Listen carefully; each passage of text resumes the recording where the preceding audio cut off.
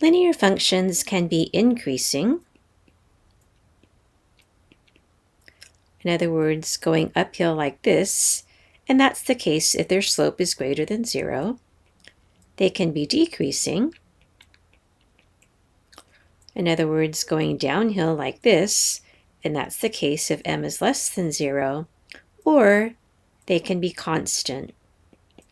In other words, staying steady like this, and that's the case if m is equal to 0.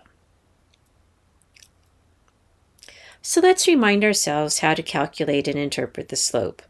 So remember from algebra, slope is equal to the change in y, so y2 minus y1, over the change in x, x2 minus x1. In pre-calculus, as you may have noticed, we often don't use y notation, we use function notation. So in function notation, this could be written as f of x2 minus f of x1 divided by x sub 2 minus x sub 1. So it's the same slope formula, just written in function notation. So let's just take a look at the physical meaning of slope. So, for example, if we had a line that looked like this,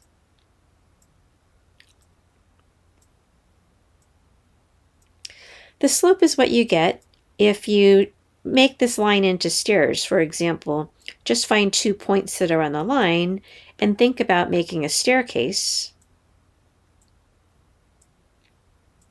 And then you count how many you go up and how many squares you go over. Oh, in other words, this line has a slope of 1. It doesn't matter where you draw the steps. If we had picked 2 other points, for example, so sometimes people get nervous, like, well, what if I pick the wrong points? What if we had picked, for example, say, these 2 points, and then had drawn a step between them? If you did that, you'll see we go up 4 and over 4. It's still the same slope of 1. So if you ever get stuck and you can't remember the formula, you could always find the slope from a picture. Just think about a staircase. Here's an example. The linear function f of x goes through the points 2, 3 and 4, 7. Find the slope of the function. Is the function increasing or decreasing? So what I'm going to do to start off with is I'm just going to graph these 2 points. And then from the picture, we'll go ahead and we'll use the formula. So one point is 2, 3, and the other point is 4, 1, 2, 3, 4, 5, 6, 7. And so we want the slope of the line that joins these 2 points. Now again, we're going to use the formula, but you could always just think about making a staircase. And if you did that, you simply count how many squares you went up and how many squares you went over, and that tells us what the slope of this line is. But let's go ahead and practice using the formula. So here are the y coordinates. So I'll subtract 7 minus 3. And then here are the x coordinates. So we'll subtract 4 minus 2. And when we do that computation, we have 4 over 2, or in other words, 2. And we can see from the line that it's going uphill. We also see that the slope is positive, and so this is an increasing function. Let's take a look in context. The population of a certain city increased from 25,400 to 28,600 between 2015 and 2000.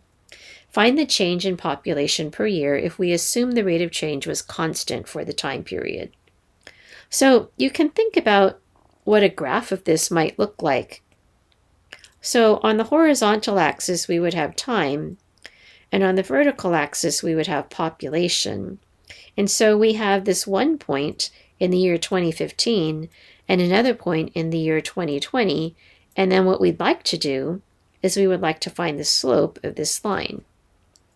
So one point is 2015, 25,400, and the other point is 2020, comma, 28,600.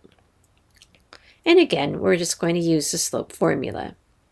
So here are our y's. So the slope would be equal to the change in y's. So it went up to 28,600 from a starting point of 25,400. And you can either do the change in x in your head, because the numbers are pretty easy, or if you want, you could write it down. We have the year 2020 and the year 2015. We know that's a difference of 5. That's pretty easy to do. So let's go ahead and compute this slope. Again, we can take out a calculator if we'd like. So 28,600 minus 25,400. So that's 3,200 people that it increased over a period of 5 years. And so let's go ahead and divide that. That gives us 640. So what does that mean? That means each year the population was increasing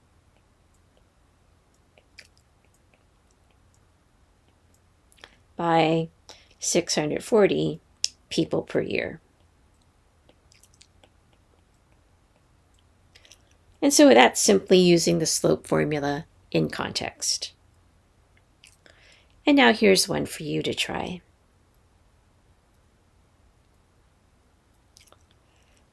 So let's go ahead and do the solution to that. So we had the city population increasing from the year 2013 to 2017. So our 2 points were in 2013, the population was 32,400. And in 2017, the population had increased to 33,800. And again, we'll just go ahead and use our slope formula. So here are the y-coordinates. So when we subtract our y-coordinates, we would have 33,800 minus 32,400 divided by, and that's a period of 4 years, or we could just write down 2017 minus 2013. And let's go ahead and simplify that. So if we subtract the two numbers in the numerator, we get 1,400. And that was over a period of 4 years.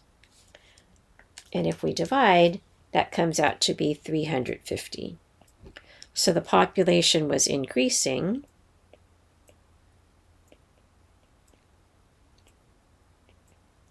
by 350 people per year.